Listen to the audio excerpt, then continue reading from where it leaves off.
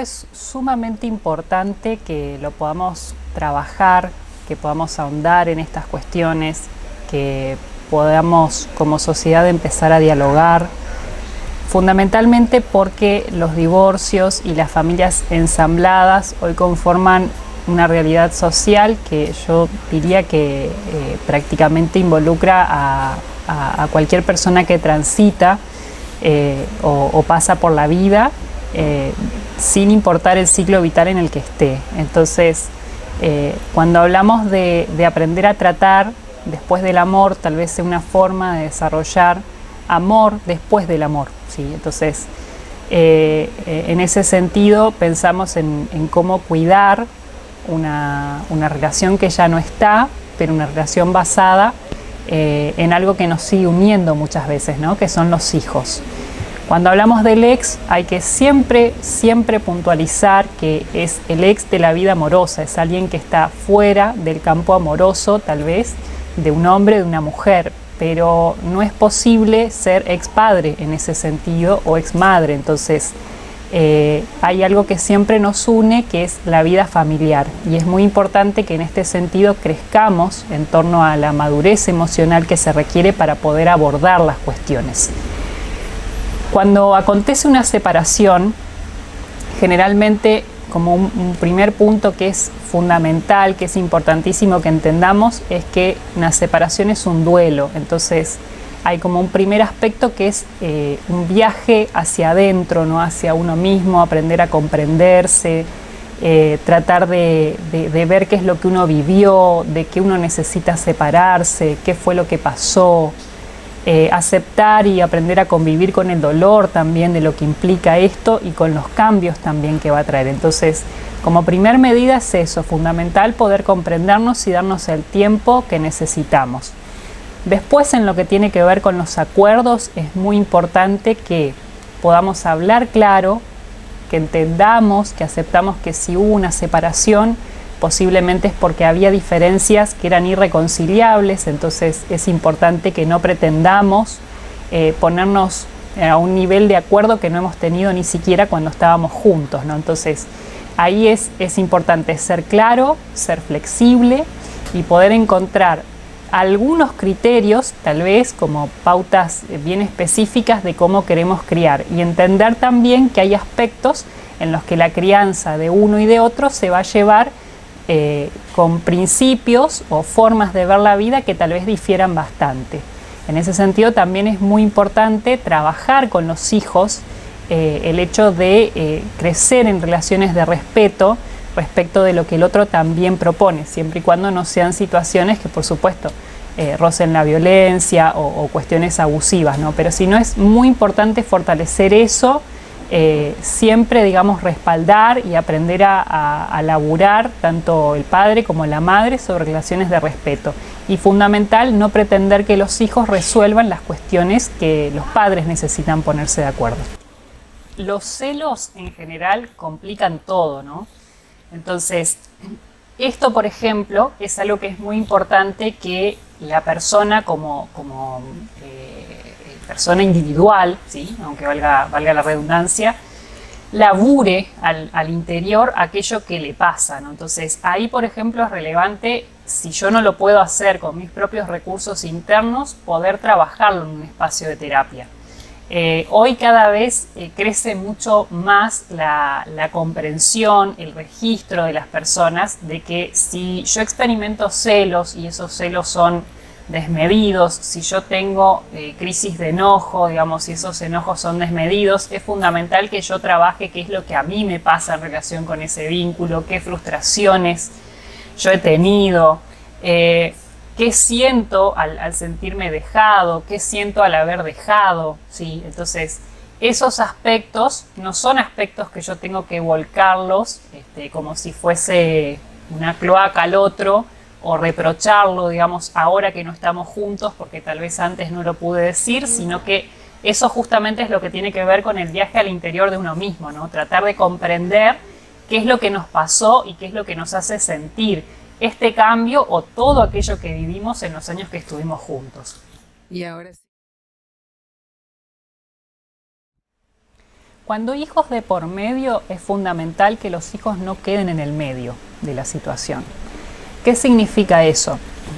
No pretender hacer de ellos un pase de información. O sea, hay informaciones que corresponden a los adultos, hay horarios que coordinar, que si bien se les puede consultar a los chicos, son los adultos los que tienen que pautarlo.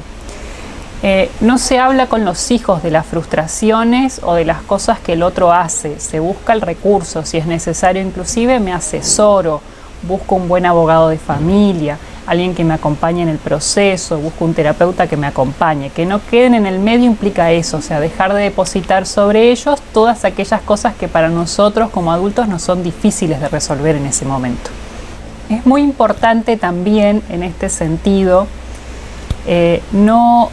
no querer negociar a través de aspectos materiales con los hijos una construcción que tiene que ser desde el afecto. Muchas veces cuando acontece una separación y hay que lograr nuevos acuerdos, también con lo que nos encontramos es que es necesario refundar el vínculo, sobre todo esto pasa mucho con los padres, de los padres con los hijos, porque muchas veces esta familia estaba fundada en el vínculo que este padre tenía con esta madre, este hombre con esta mujer y no necesariamente con los hijos. Entonces ahí es muy importante no tapar con algo que yo diría hoy sobra socialmente, que es el recurso material. Sabemos más dar en términos materiales que dar en términos de tiempo, que dar en términos de afecto, de cariño, de aprender a estar, de hacer una buena pregunta. Entonces es muy importante que trabajemos en esto, que tengamos una mayor conciencia y que no busquemos rápidamente ni taponar ni callar bocas, porque muchas veces también el objetivo del intercambio desde lo material tiene que ver con eso. Y para los hijos también muchas veces como la inmadurez emocional es propia de la edad que generalmente tienen niños adolescentes, este es el recurso primero que surge, ¿no? El obtener un bien material ante tanto dolor que están experimentando. Entonces es muy importante que los adultos entendamos aquellas cosas que tal vez desde la inmadurez emocional propia que el niño o el adolescente tiene, más lo que está viviendo, no lo puede diferenciar.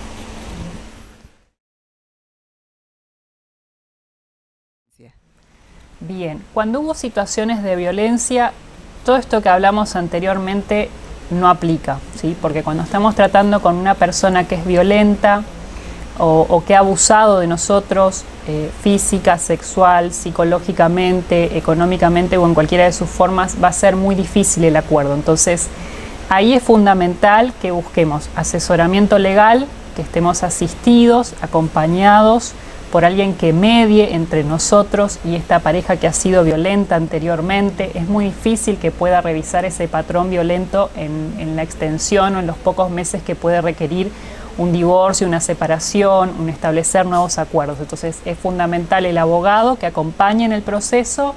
El juez de familia se torna fundamental, por supuesto si se puede recurrir y estar acompañados del aspecto psicológico también, y tratar de ajustarse, o sea, hacer buenos acuerdos escritos y tratar de ajustarse y pedir que el otro se ajuste a esos acuerdos escritos. La negociación verbal, el encuentro, el compartir para ponerse de acuerdo en ese sentido va a ser sumamente difícil porque posiblemente surja mucha manipulación y mucho de aquello de lo que nos costó tanto separarnos. Social. Bueno, esto también es bastante frecuente, ¿no? Sobre todo porque el proyecto de pareja hoy en día en muchos casos no involucra el llegar a tener hijos o porque las parejas rompen mucho antes de siquiera haber tenido hijos, ¿no? Entonces, de repente se comparten espacios de esparcimiento en común, trabajo o el simple hecho de cruzarte, digamos, en diferentes eventos y demás. Yo en esto insisto de que cuando la ruptura se da, digamos, y no hay hijos de por medio y no hay trato, es muy importante darse tiempo de estar separados, lo cual implica tres cosas, ¿sí? Primero, que si yo decidí separarme de una persona, es muy importante querer dejar de salvarlo, cuidarlo, ayudarlo a que esté bien después de la ruptura. Ese es un proceso que posiblemente lo van a tener que llevar adelante otras personas, ¿sí? Eso es muy importante. Segundo, el ser amable es algo fundamental también porque tiene que ver con el desarrollo de la madurez, con el hecho de comprender que, bueno, si algo no ha funcionado, eso no es el fin de la vida, ¿no? Entonces, el ser amable es importante, pero en tercer lugar es muy importante conservar una distancia emocional, ¿sí? La distancia óptima emocional es algo que cada persona tiene que buscar para sí mismo, pero posiblemente el escribirme todos los días, el preguntarle cómo está, el que sea la primera persona a quien yo le cuente si tengo un problema, es indicador de que no estoy teniendo una buena distancia emocional o esto que se llama distancia óptima emocional, ¿no? No debería de ser el ex la primera persona a quien yo acuda, por ejemplo, cuando tengo una dificultad, sino que tengo que poder crecer en desarrollar un círculo de amistades, familiar, de contención que sea distinto a esta persona.